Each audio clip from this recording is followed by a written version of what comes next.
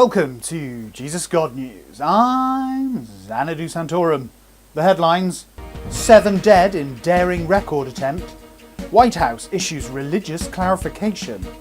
Pope clarifies Punchgate position.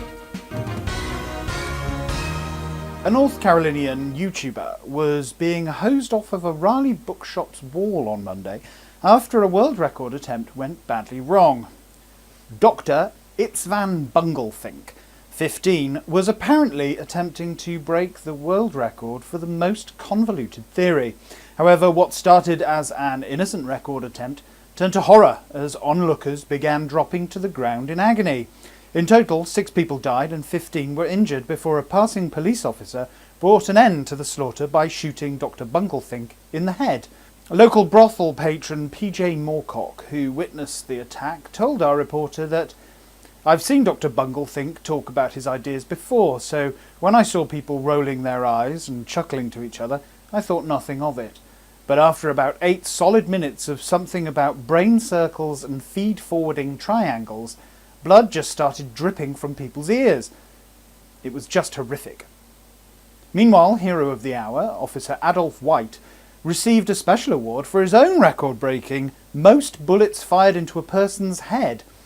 When asked by reporters about the incident, he told them, "To be honest, I didn't know what was going on. He had a bit of an accent, if you know what I mean, so I just started firing."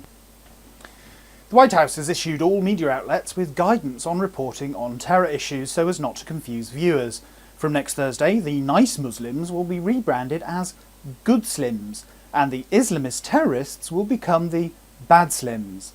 Previous attempts to distinguish between the two groups by using the Muslim-Islamist labels proved too confusing for viewers and had led to many Good Slims feeling victimised after a group of Bad Slims murdered 12 people at the Charlie Hebdo offices in Paris.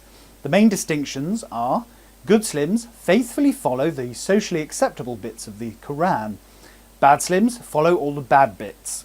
Good Slims wear burqas to demonstrate their obedience to their God. Bad Slims force their wives to cover up to emphasise their ownership of them. Good Slims love everyone and free speech and give all their money to charities because the Quran tells them to. Bad Slims hang gay teens, behead journalists and give all their money to ISIS because the Quran tells them to.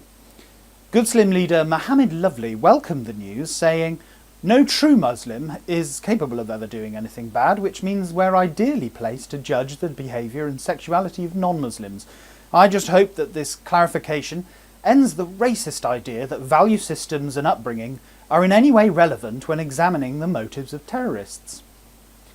Pope Francis has taken the unusual step of challenging the Archbishop of Canterbury to a fight after the head of the Anglican Communion called the Pope's mother fat.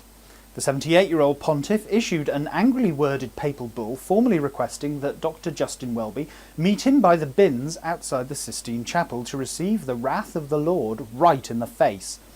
Archbishop Welby called an emergency press conference at Lambeth Palace last night, telling reporters, "It's sad that a fellow sole representative of God on earth has chosen violence over the more Christ-like response of turning the other cheek. I can only assume his mother was too busy eating to teach him the Bible properly.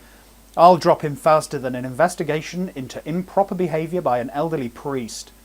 God's sole representative on earth, Chief Rabbi Yitzhak Yosef, tried to de-escalate tensions this morning, saying, "It's all very silly really. She's just big-boned." Wildlife news now, and Australian armed forces are currently on high alert after it was revealed that local squirrels had apparently evolved the ability to build and operate rudimentary catapults. Authorities had hoped to keep the development secret for fear it might put off gap-year fruit pickers from visiting the country, potentially crippling the economy. The squirrels have attacked all 3 major nut storage facilities in the country, and stockpiles of peanuts are at a 16-year low, causing prices to skyrocket.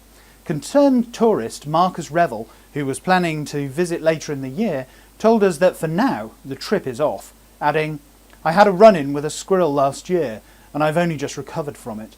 People think that they're just cute little animals that like doing obstacle courses, but get on the wrong side of one and you've had it. Knowing that they've developed siege weaponry has really helped make the decision for us. You'd have to be nuts to go there now." I'm Xanadu Santorum, and the up-to-date times are nigh.